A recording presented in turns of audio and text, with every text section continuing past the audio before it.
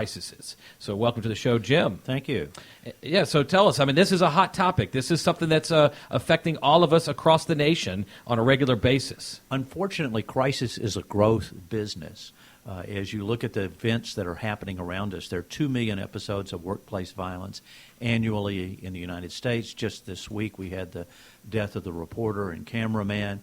But if you look back into that there were indicators that would say this person is a risk and a threat.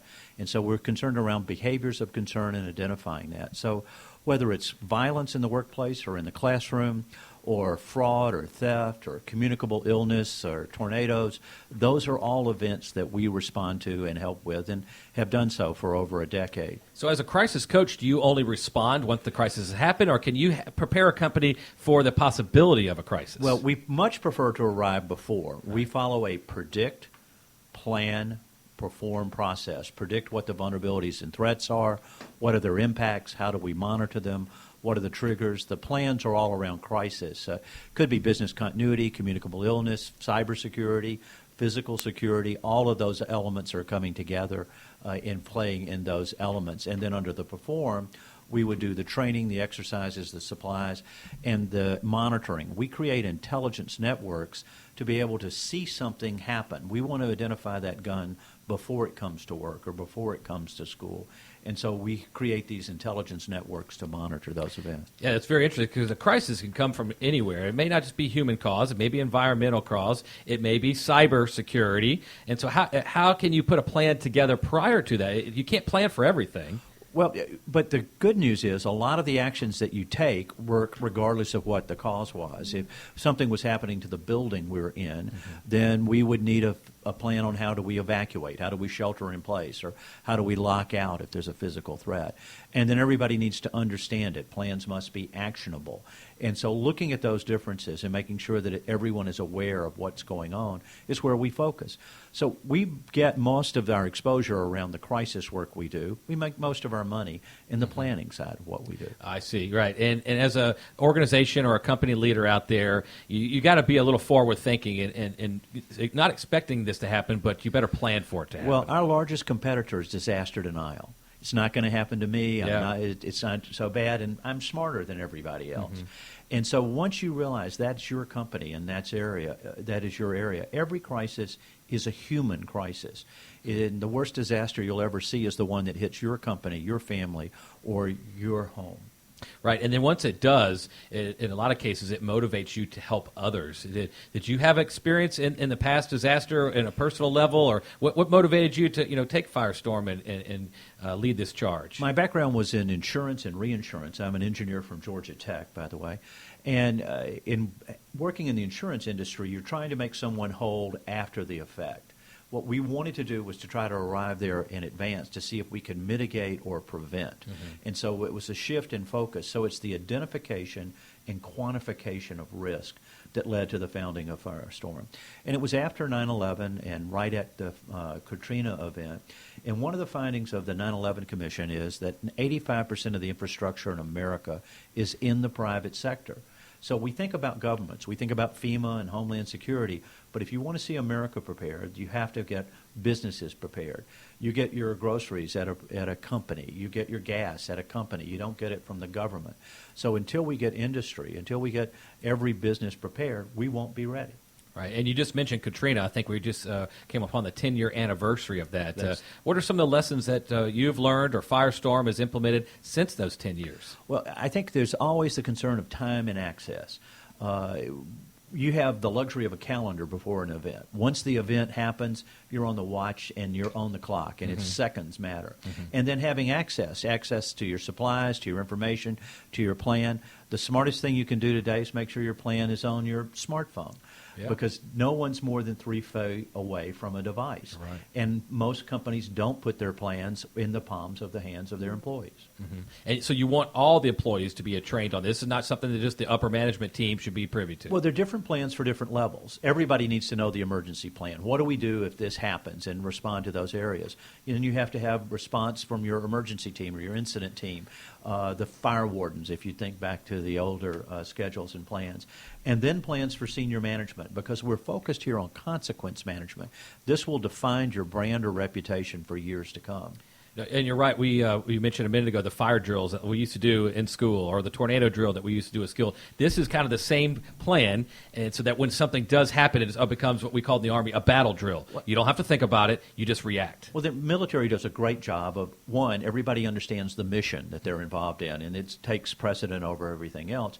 But then the practice and the discipline of drilling it, everyone knows their role if someone else goes down. We're just about to start football season here.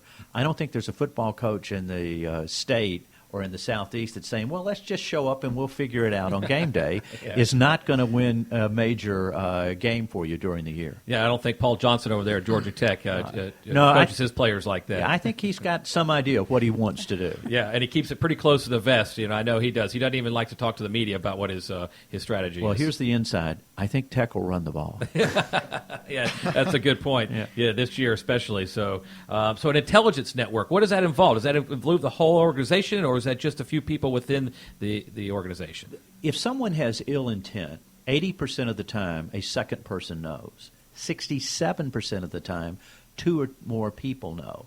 And when people know, they talk. The old joke about two people can keep a secret if one is dead. Well, at this point in time, people are talking. And where do they talk? They talk on social media. You guys are masters at getting out what's going on. And I know he's shooting some pictures as we're talking today, and that information is flowing out.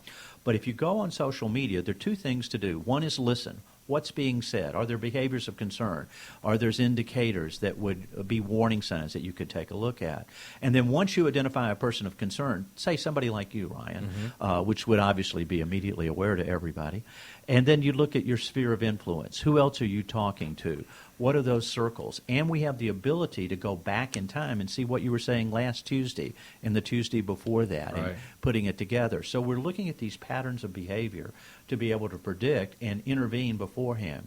We took a Fortune 10 company and put up a geofence around their warehouse and identified an employee there who made over 120 posts in a 1 8-hour shift.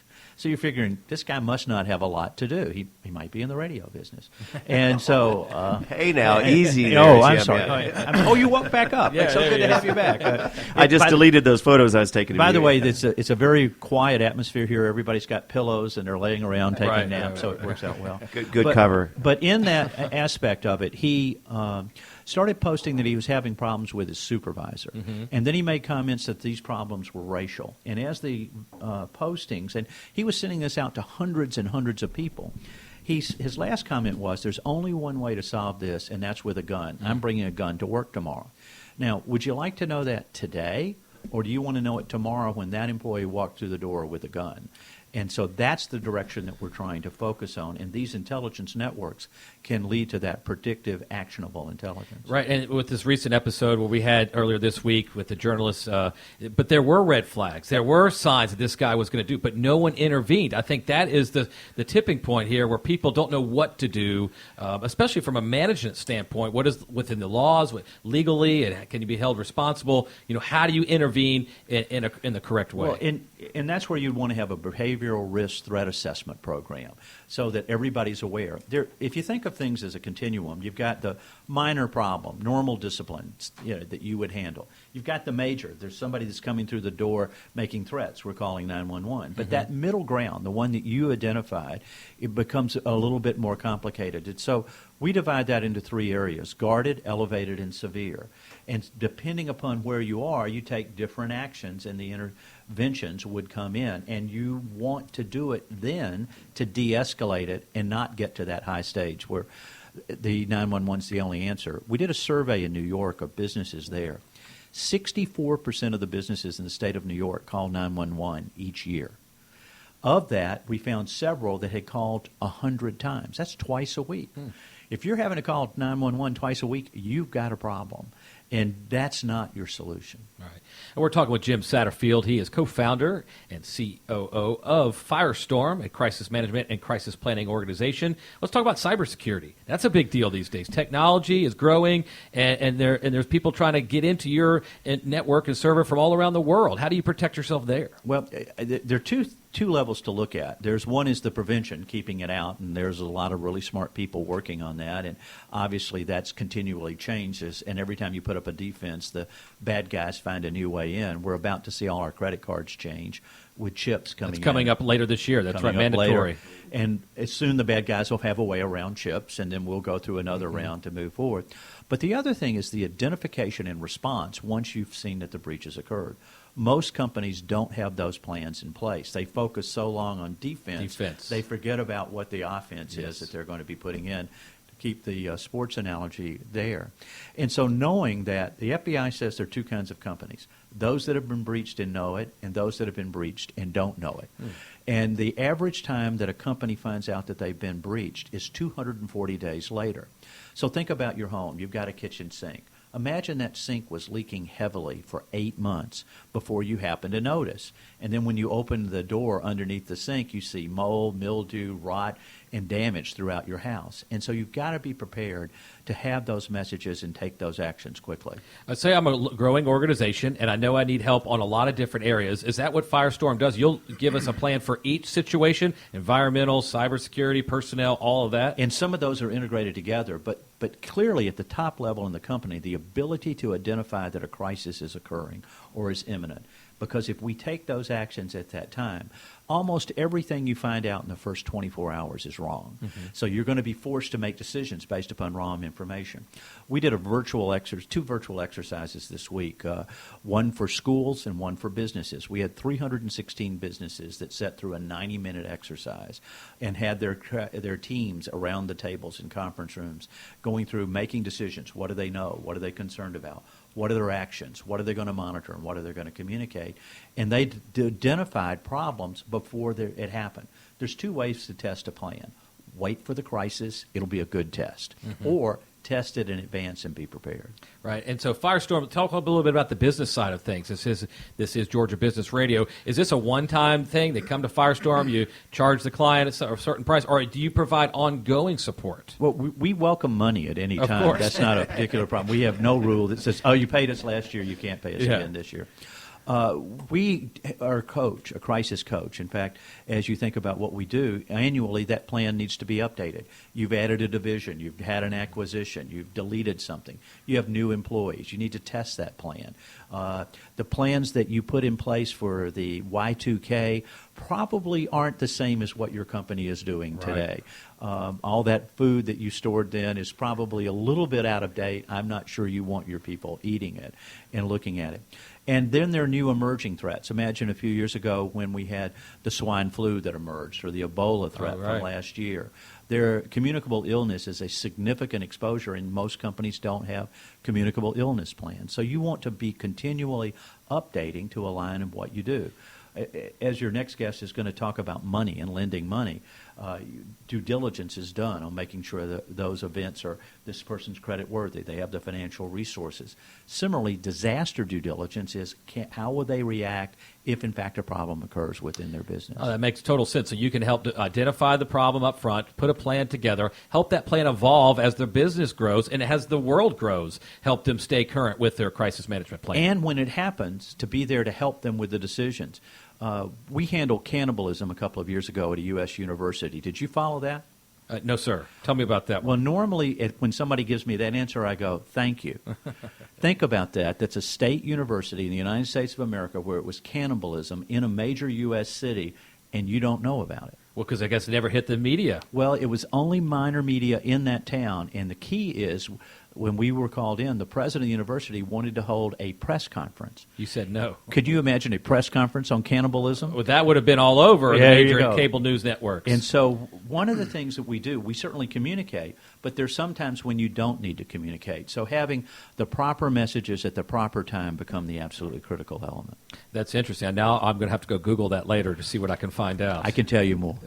All right. More for another show. Rich, what do you think about that? Did he say cannabis? Yeah, no, cannibalism. Cannabis. Okay, yeah. That was while you were on the break. I remember seeing it. Cannabis goes on at every major university all day long. There's no need to cover that in the media, That's right. Quick question. What's the balance of this big brother technology that you're kind of describing versus that preemptive approach or strategy, right? Well, if it's in a public domain, let's say I didn't like Radio X, why that would ever happen? Hypothetically, You'd be the only one. That would be me. Jim, you're walking on thin ice here. Be careful. Yeah. Well, so, and I went out there and I took a can of spray paint and wrote on the side of the building. Okay. Anybody driving down Lenox Road Right. would see that.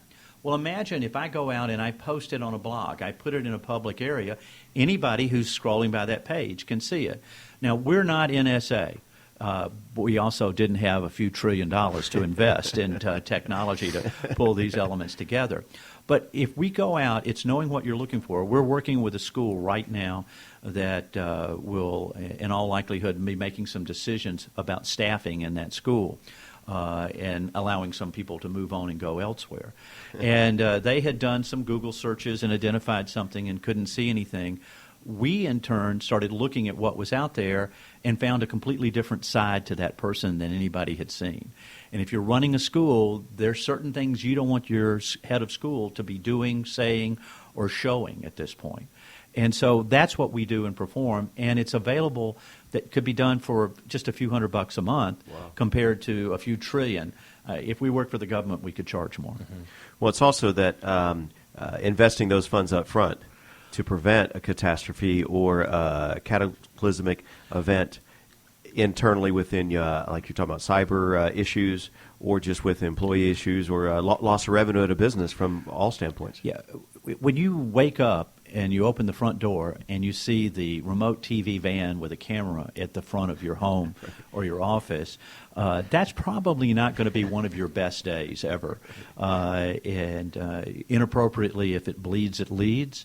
And finding those controversies are what is out and drives the area. So anything we can do to prevent that to happen, you can't unring a bell. Right. So if we can make differences in doing that, it's going to be a lot cheaper than before. The old Ben Franklin, a stitch in time saves nine. And there's certain disasters that happen naturally that other areas of the country are more prone to. I mean, here in Atlanta, we're not worried about volcanoes, but we are worried about tornadoes, yes, right? And so that's something you got to have a plan for. Tornadoes, and again, hurricanes along the coast. We've got the one that's coming into Florida as we speak, and those elements would come through. If we were talking to people in California, we'd be looking at specifically earthquakes. Speaking of other areas, regions, where do most of your focus in terms of clients or interaction take place? We're national. Okay. We're set up with a core group of employees. We have 100 nationally recognized experts that provide strategic advice, retired U.S. Surgeon General, military generals, supply chain experts, food safety, product recall. Then we have an expert solutions board that are tactical. They would go out and do site inspections, write plans. So we're a large employer of retired Secret Service and FBI.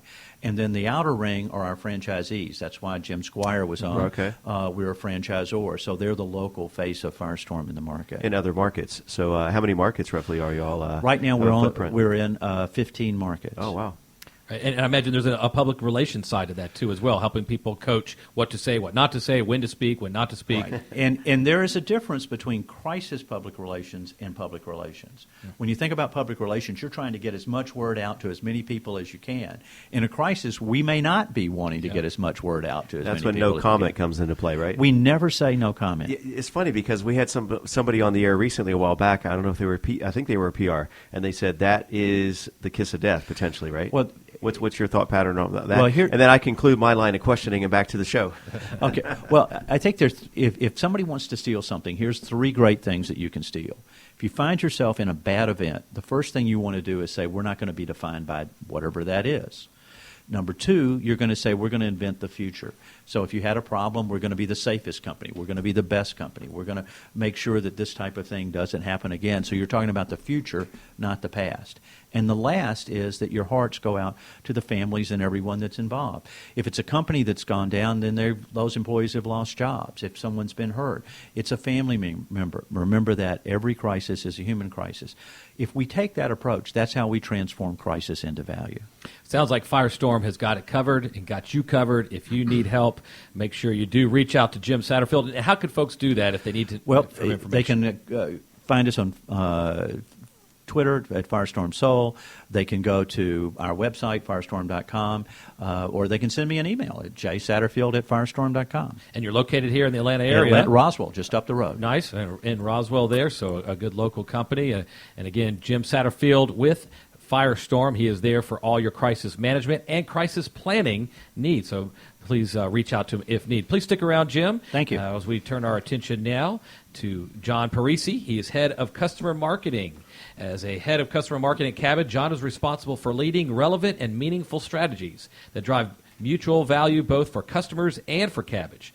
Prior to joining Cabbage, John was a client strategy partner with Our Dialogue, which he led client projects focused on loyalty program development, customer experience, and CRM with a range of clients, including Kimpton Hotels and Restaurants, Autotrader.com, Manheim, Mariel, and PGA of America. How you doing, John? Very well, thank you. All right, very good. So you got quite an accomplished background for such a young guy.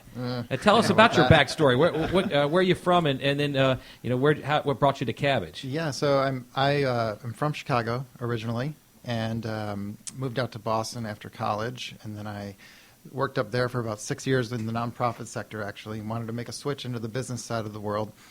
Moved south, went to University of North Carolina, got an MBA. Moved further south, came down to Atlanta. So then I was working with Our Dialogue, also a company here in Atlanta, a small marketing consulting firm, and then about a little over a year ago started up with Cabbage in the customer marketing team. Very interesting. And Atlanta's, what's your thoughts there on the business culture here in the Atlanta area? Oh, Atlanta's been great. I really enjoy working here. Have a lot of friends from business school who've come down here. You have a really nice mix of really large, Fortune 500 companies here, and then you also have a lot of really cool, innovative technology companies, small startups that are doing some really exciting things. Yeah, no doubt about it. We see startups in the studio all the time, and we're currently reading about them on some of these online publications. And tell us how Cabbage is helping some of these young startups or emerging businesses. Right. So Cabbage provides a line of credit product to small businesses of up to $100,000. Once a business gets qualified and once they have access to those funds, it's up to them when and how they want to use it. And they can access those funds whenever. So everything's done online or through your mobile app. Jim, you just showed your phone. So everything we can do everything online or with your phone. Yep. Cabbage, as far as supporting small businesses, our mission from day one really was to make it easier and to remove a lot of the hurdles that small businesses face in terms of getting access to capital. And when you talk about the qualification part of it, can it be any business, any space that they're serving the community? Absolutely. The only requirement we really have is that you should be in business for at least a year. Okay. After that, anyone really whether it's technology, whether you're Absolutely. providing professional services of some kind, if you're a small business and you need funding to help you grow or to reinvest in the business, that's what Cabbage can do. Absolutely. So our customer base, when Cabbage was started in 2010, it was really lending to just smaller online sellers, so eBay sellers, Amazon sellers. I shouldn't say small. Some of them are actually very, very large established businesses. And then in the last couple of years, we started taking on offline businesses. And so if you look at the type of customer that's coming to Cabbage now, the type of small business owners, a lot of professional services companies, probably very similar to the folks we have here in the room. A lot of retail businesses still, a lot of construction companies actually. So we really do cover a pretty wide range of industries. And so let's talk again about the qualification process. You go online, you have certain forms you fill out, make sure you hit all the points that qualifies them, and then what's the turnaround time of how long they can get approved? Yeah, actually, so you said there's forms to fill out. No. Not exactly. Like I said, we tried to remove a lot of the hurdles that a small business customer faces in trying to get access to funds. And so the traditional lending process is you would go to a bank, you would fill out a lot of forms. Right. You'd have to provide a lot of documentation. That is a frustrating process. It takes a lot of time. And ultimately, for a lot of our customers, a lot of rejection from larger banks. And so with us, it's actually done all online. There's a real simple bit of information about your business. And then the way we do our underwriting is you link your business checking account or any other kind of channel that you're doing business. And once you do that, we can instantly develop a pretty good picture of what your business is doing and how it's performing and how we think it's going to perform. and then it's really done in a matter of minutes. So Is that right? Yeah, so 7 to 10 minutes probably. You can get approved, You can get or approved. you can get the money almost immediately. Yeah, absolutely. And so once you get qualified and you see how much you're qualified for, you can get access to those funds instantly. So if you can transfer funds via PayPal, and that'll end up in your PayPal account immediately. If you transfer funds to your business checking account, it takes usually about 1 to 3 days. And let's talk about how. Are you charging a percentage to the folks? I mean, how do you, Cabbage, make money? Right. So it's actually a very simple fee structure. So we don't charge a typical APR like a loan product typically looks like, but it's a fee structure. The loan term is 6 months long, and you pay back 1/6 of your loan for all 6 months, and then each month there's a fee tacked on to the payment. And so that fee ranges for the first 2 months from about 1 to 12%. On average, our customers are like 3 to 4% though. And then on the final 4 months, it's 1%.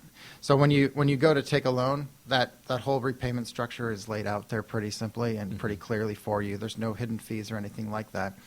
And then one of the huge benefits that Cabbage offers is that if you pay back your loan early, you don't get charged any of those additional fees. So as soon as you pay back your loan, the fees are waived.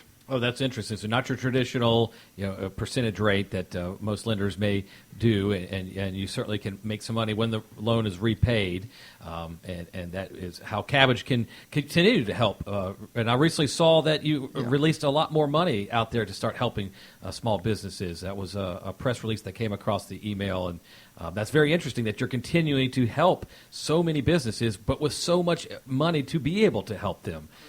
I think that's great. Yeah, and we've been growing a lot. So, I mean, not about a year and a half ago, we started making lines available of up to $100,000. And what's cool about our product is that it is a line of credit. So once you pay that back, you can just go back and take more money whenever is needed. So whether it's time to make an investment in your business or to help carry the momentum going during maybe a slower part of the year. And we're talking with John Parisi. He's head of customer marketing for Cabbage Inc., providing financing technology and data company that provides funding directly to small business and consumers. How does business find you these days? Are you guys actively out there marketing? Are you promoting yourselves in networking events? How does business find you? Oh yeah, we're definitely investing a lot in terms of getting the word out there. I think the primary way a lot of our customers still find us is Google. Okay. Right? So they will, and I should back up, still today the first place small businesses go when trying to look for funds is to the bank they do their personal their community banking. bank or their national bank, whatever it may be. Right. And so, and it is a very consistent theme we hear from our customers is that it was a negative experience for them. And so when they, where do you go? You go to Google. You type in small business loan or something like that into Google, and then pops up Cabbage. And so we think, once you start to evaluate all your different options, we think you'll find us to be pretty simple, pretty efficient in terms of providing capital to your business. Well, we would certainly love to help you further that mission here at Business Radio X and help you get the word out and about how businesses can find you. We see small business owners in here all the time, whether it's the startup cupcake lady or somebody out there who's taking their business to the next level. I think we can definitely help you get that word out about the mission of Cabbage. Yeah, Rich Casanova wearing the hat of producer-engineer here this morning on Georgia Business Radio. And, John, we've speaking like what Ryan has mentioned, we've had a lot of people come through like in crowdfunding and attempts at that. And it's a whole lot more moving parts, and people just think it's relatively easy. I'll just create a Kickstarter or a Indiegogo website, put up a video, and people start sending me cash, right? But they forget they're there for funding, but they forget the crowd. A lot of times they don't have the crowd, right? You got to have the crowd first, and the funding may follow. But that's, I think, an interesting play because those folks that are in business are looking for funding for the next project, and maybe they can't. They're not at the point for angel investors. Or they can. This is another avenue. So along this line, you mentioned there is new funding that's been released. Are you guys self-funded, or what's on y'all's end? How do you generate those revenues, or is it internally from the? Yeah, so we partner with actually a bank out in Utah that helps fund all of our loans. Okay. You brought up all these different types of businesses and the way they're trying to seek funding. Yeah. It's interesting. I mean, every small business has an option, like when they're looking to grow their business, right? Right. I mean, I think the majority still dip into their personal finances. That's like the first place they go. So there's always alternatives. I mean, there's credit cards. There's traditional loans. But I think for Cabbage, it makes just a lot of sense to qualify, try to get access to this line of credit. There's really no downside. So typical banks, if you have a larger line of credit, there's a carry fee, so you'll get charged even if you don't use it. With us, you don't get charged, so you can just hang on to it. It's there. That provides a little bit added security for your business.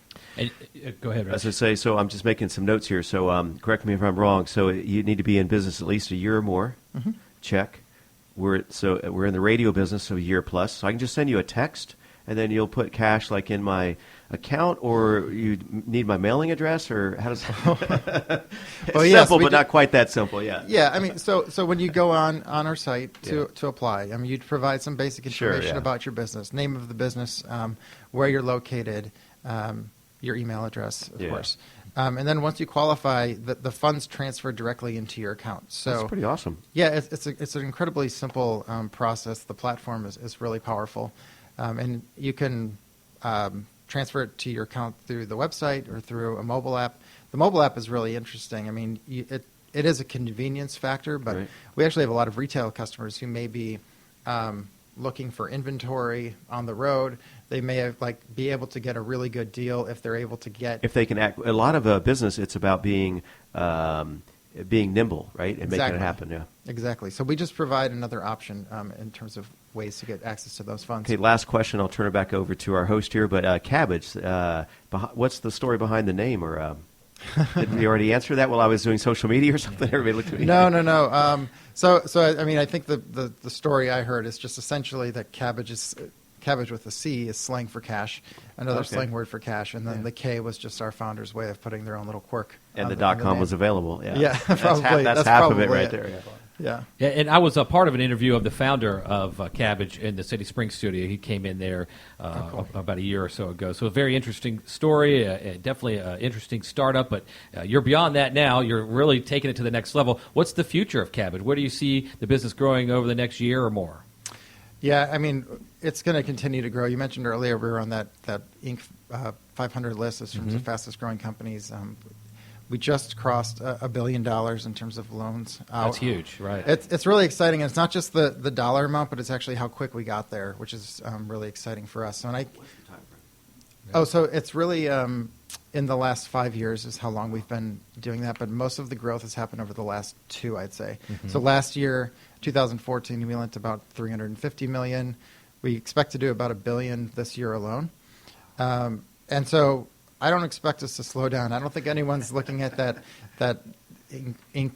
number 36 fastest growing company and thinking, all right, we're ready, we're good. Yeah, right. Let's just pack it up. No, we're going to continue to grow. As far as how we're going to grow, I think what's exciting for us is that we feel like we've barely scratched the surface in terms of the market. So we've lent $1 billion to maybe around 50,000 small businesses. If you look at how many small businesses are out there, under 20 employees, it's like 12 million small businesses, and all those small businesses are looking to grow. One of the things I love about working in customer marketing at Cabbage is that you get to work with all these really passionate, interesting small businesses, and if you ever talk to them, I think one of the things that's pretty consistent around small business owners is that they're pretty optimistic, crazy optimistic in a lot of ways. So you ask them, what's your outlook for the next year? And everyone's like, we're going to triple sales this year. No one ever feels like, this is going to be a down year for us. So it's cool. So I think all these small business owners are really optimistic, and they have big plans for how they want to grow, and everyone's going to need capital to do it. So I feel like there's just a ton of opportunity for us to continue to grow. Well, continue the good work over there. I know small business is driving this nation's economy, and Cabbage is supporting small business, so you are just at the epicenter of changing the world out there today. And please let us know how we can further help you. Come back on the show, be another guest. Let us know how we can help you get the word out and continue the good work of Cabbage. Please let our listeners know how they can find out more information or apply for funds from Cabbage. Right. So the best way is just to go to our website. It's www.cabbage.com, and it's Cabbage with a K. And you can find out all about us. We're all over social media as well, Twitter, Facebook, Instagram. whatever Okay. you want. So very good. Well, please do come back and let's continue this conversation. Great. Just a fascinating story, and definitely enjoyed hearing it from your perspective. But please stick around as we now turn our attention to Candy Cross. She is the ghostwriter. You Talk, I Write, nonfiction ghostwriting services. She's been a writer and editor for over 20 years and has collaborated on over 70 books for executives, entertainers, and other extraordinary individuals. Prior to establishing her agency, You Talk, I Write, Candy directed communications programs for companies such as Bank of America, Merchant Services, and Institute of Industrial Engineers. She specializes in writing autobiographies, business books, and self-help books with contemporary themes. Welcome to the show, Candy Cross. Thank you so much. All right, our My pleasure. pleasure. Rex, you've been writing as we've been sitting here. You got a book in the works? What's going on? I will be writing the corporate history of Buckhead Business Radio X. Oh, that's my next book. Yeah, that's going to be fiction novel, though. Maybe your first fiction work, but very interesting. Tell us a little more about your backstory. You were in the corporate world for 20 years, doing some writing in that. Are you naturally a writer, a reader, or just lover of books overall?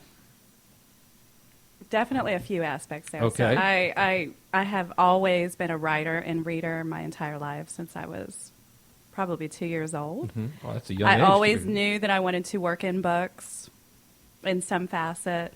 But I actually started my education is in classical literature and journalism. So I started in newspaper reporting.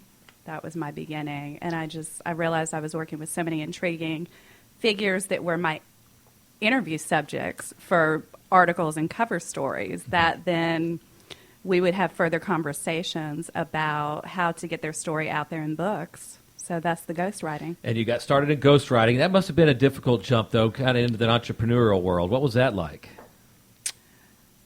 Actually, not that difficult, and it's still in progress, I think. Okay. Because I am looking to expanding with two different writers, actually, that would take the formula that I have developed and write some of the life stories of the people that are coming to me. I've talked to 4 prospects in the past 2 weeks.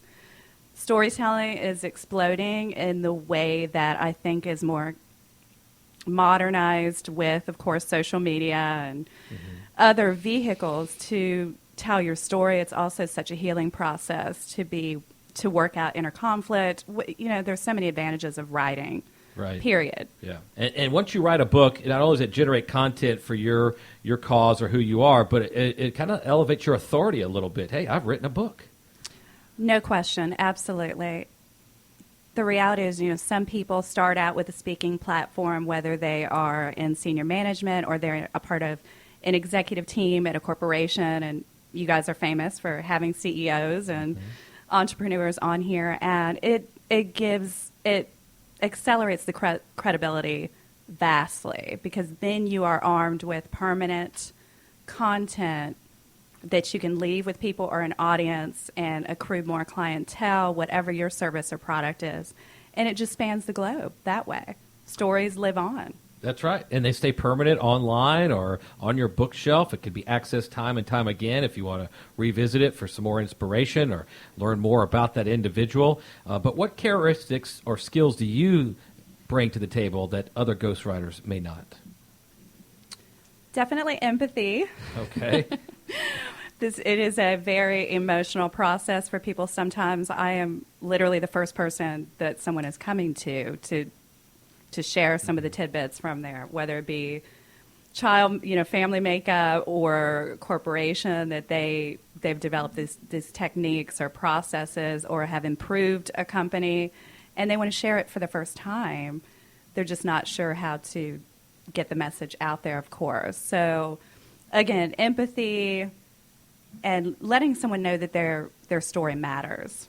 It doesn't, you don't have to compare yourself to someone else or a bestseller or someone that has just completely overtaken the globe with franchises and things like that. It's everyday people like you and I. Right, and I think my story would be a bestseller if I would write a book. I've lived a life most men only dream of, and we're only touching the tip of the iceberg here on Georgia Business Radio today. So, but walk me through what that process would be like. I mean, would we meet on a regular basis, or we just kind of lock ourselves in a room for a day and write it all at once, or how does that writing the book process evolve?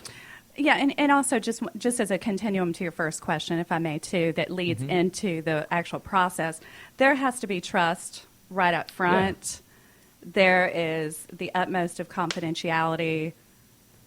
I typically, even beyond the author, there are many contacts that I am coming into their world as well, sometimes unexpected. Mm-hmm. Oh, your friend or your manager wants to write a book and you've been chosen as a candidate to interview. They then have the choice on whether they want to remain anonymous or not. Most don't. They want their name out there. Yeah, whereas true. the author is sometimes reluctant to put their own name out there. But my job is to not necessarily claim any credit for it. I'm pushing someone else's story out there. So there's a lot of intimacy involved. We start typically within the first 30 days. There are many interview hours that get poured into the project. They are recorded and transcribed. So then I have the audio story. I can reflect on it. I can then build a chapter outline from that process. That is the first piece that the client sees. Mm-hmm. And they usually sign off immediately because they're just so elated that something is finally on paper that they can work with and work their vision through. Right, and so 30 days is what it usually takes, and you can just revisit some of the material you gather in that time, or would it take longer? Well, initially the 30 days is the most taxing because someone is discussing certain things. They're pulling out medical transcripts. I've got journal entries. I open door to divorce records, things like that. Is there anything that's not on the table, or you want to know it all, I guess? Because that's part of their life story. That's part of who they are, and definitely it may be kind of emotional for someone to let this be known and then potentially let the world kind of into their lives. Absolutely, without a doubt. You know, the reality is they decide when they meet me how this is really going to shake out. I mean, within the first couple of hours, we have worked out a concept, and based on that concept, I encourage them to share whatever material they want to share with me. And then, of course, my expertise is to break that down. And frankly, some pieces never get used. So I will contain the secret up here, and it never gets used in the book. Mm-hmm. You know. Now, we've interviewed quite a number of authors and writers here, and some of them in self-published. Do you recommend that in some cases? So I do. Well, right now there are so many different options to bring the story to completion and publication.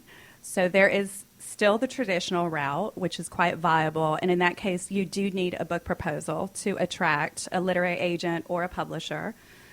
In most cases, the agent is the mediator between the author and the traditional publisher. But at the same time, right now, there are 6 major publishers that own so many different smaller presses, too. So it's hard to open that door. So now we've got the self-publishing route. We also have hybrid publishers to where you pay to play, in which you pay for the production, but you also get assigned a marketing and sales team. So you're both put on the bookshelf and online as an ebook. And for nonfiction authors that are business professionals, that's usually the way to go. They don't want to wait 1 or 2 years to get published. Mm-hmm. They want to get their techniques and story out there now. So once again, you're listening to Georgia Business Radio. Rich Casanova here, your engineer, Ryan Redhawk McPherson, your host, and we're speaking with Candy Cross, ghostwriter, which we've been intrigued when I saw that announcement come across. It's going to be on the show. So you mentioned you work in 3 areas: autobiographies, business books, and self-help books. We talked about some of those challenges you just mentioned with people divulging all this personal information. We're business radio. So talk to us about, of the 70 books for executives, entertainers, and so forth, talk to us about some standouts in the business arena. I don't know if I want to ask you. It's like asking your favorite kid or whatever. But I've heard I'm the favorite kid in the family. I don't know. Maybe that's just. But what are some executives you worked with, or some of their stories? Or Sure, I can. I mean, I can speak to executives. it's all public information actually, now. Yeah. Well, but not names, though. Frankly, I mean, I do have a list of clients on my website and okay. corporations. Like one, for instance, was from Air Force Institute. He is a scientist and engineer, Okay. but he's also a soccer coach. So he wrote a groundbreaking book in bridging the gap between mathematics and soccer play. Oh, wow. So that was interesting. But I have worked with several different industrial engineers and environmental scientists as well to share their corporate histories. Yeah, because on that subject matter, you've got to make it compelling and interesting, right? So that's where maybe your skill set comes in. The reality now for business books is the fact that people also want personal narrative.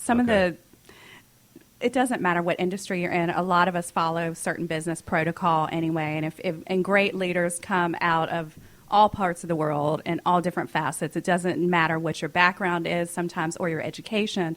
You develop certain techniques within that company or while providing the service to certain clientele. There are a lot of books coming out of that, but they're also the clients that come to me are willing to pump personal narrative into that book. That sells, really right? that's what's selling. Right. That's what's selling. And you mentioned that the clients that come to you these days, how do they find you? Is it through a Google search? Are you often referred by other successful people you've ghostwrited for? How do clients find you these days? For the past several years, they have been strictly through word of mouth and on a referral basis. And the fact of the matter is, I think I'm in Atlanta, and the South in general is just a hotbed of storytelling, but not necessarily on the ghostwriting side. Mm-hmm. So my website has done very well, I have to admit, and social media has just. I'm a fan of social media in that facet, of course, because it's helped me exponentially.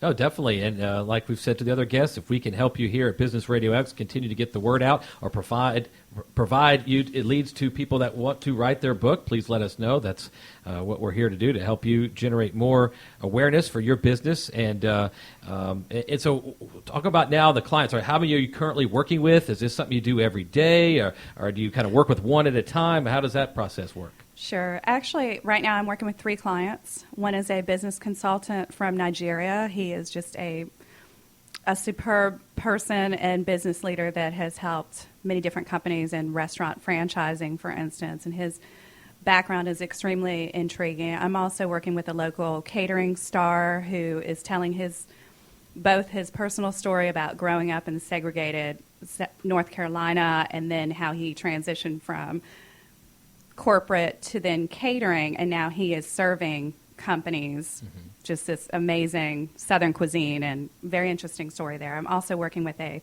protective services agent. His clientele is all movie stars and dignitaries, and it's about how he uses his senses and all of our inherent gifts versus technology to protect these very high-profile people. So you got 3 active clients that you're serving, always looking for more. So, and I do believe that, if I was to sign up for a book, it'd be a bestseller and made into a blockbuster movie, too, as well. No doubt about it. Very and interesting. who would play you? Well, I think I'd play myself, actually, because I was made for the movie screen. So Small ego there. yeah, we wouldn't need Mel Gibson or anything to portray me. But so let our listeners know, Candy, how they can find out more information about you, more information if they want to sign up to have a book published through you. Yeah, and thank you so much for that. Also, youtalkiwrite.com, and then I'm also very active on LinkedIn and Twitter, of course, as your producers famously putting out there right now. And a reminder, our listeners, that's Candy Words, Candy with an I, at Candy Words for Twitter, so you can find her there. And you're also on LinkedIn, Candy with an I, S Words, or S Cross, I should say, for LinkedIn. So look her up there and talk to her directly if you want to get some information.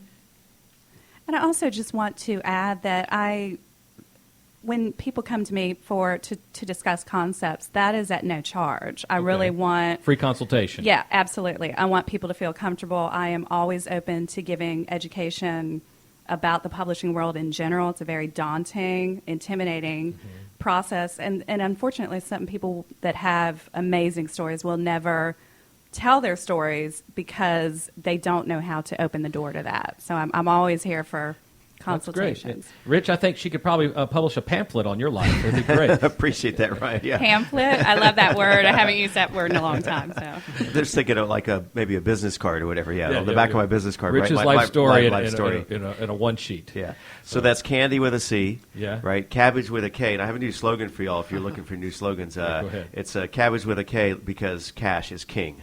Oh, right, with a K's. K, yeah. Right. And then love and the Firestorm with an F. I don't know.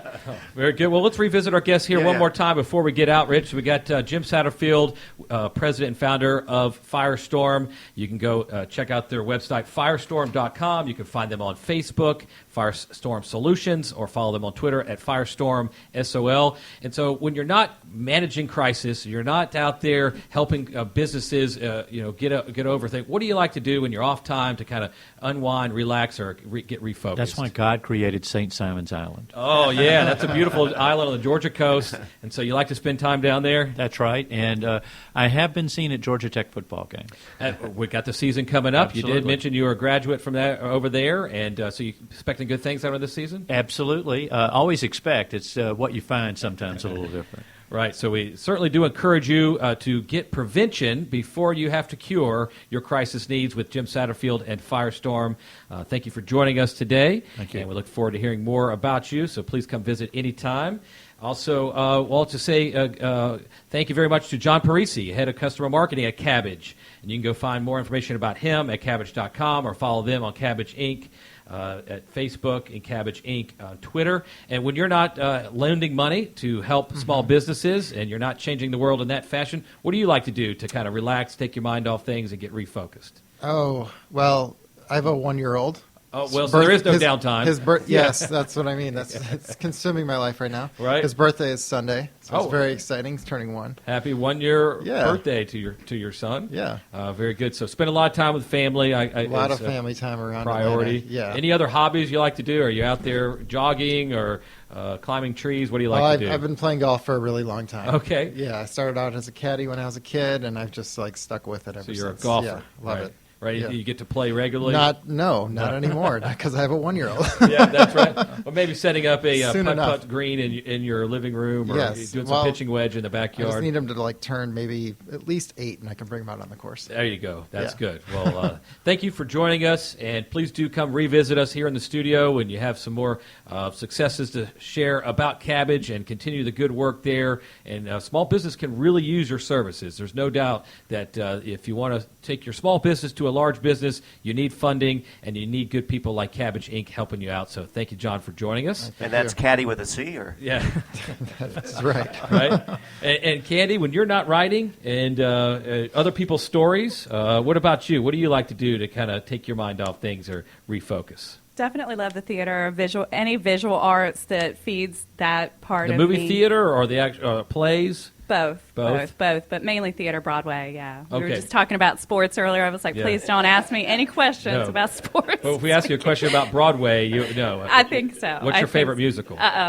Wicked. Wicked. Yeah, Okay. that was a quick answer, yes. That's very Definitely good. Wicked. Right. Just recently saw Rent, though, this past weekend. That was phenomenal here at Actors Express. Okay. Just to give a plug-in to them. And I also work out a lot. I do Yeah. kickboxing, Oh, tennis, really? hiking. All right, stand down now. No kickboxing.